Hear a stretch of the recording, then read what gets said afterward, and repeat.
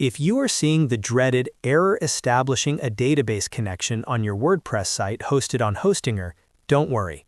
This is one of the most common issues WordPress users face, but it is also one of the easiest to fix if you know where to look.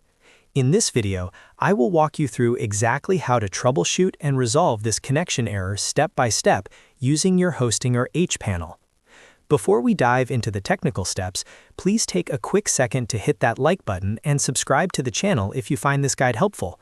Let's get right into the fix. First, you need to log in to your Hostinger account and navigate to the Websites tab, then select the dashboard for your specific site. Once you are in your site dashboard, scroll down until you find the File Manager icon and open it.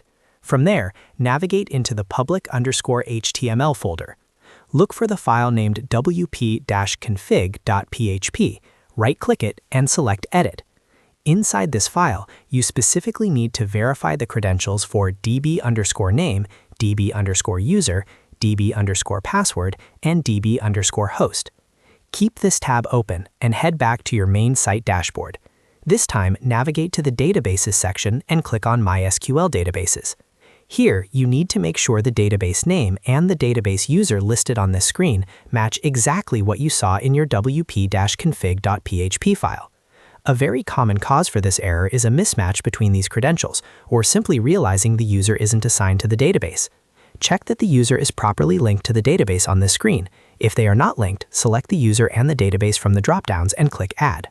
Once you have confirmed that the names match the config file and the user is assigned, save your changes, go back to your wp-config.php file to ensure everything aligns perfectly, and save that there too.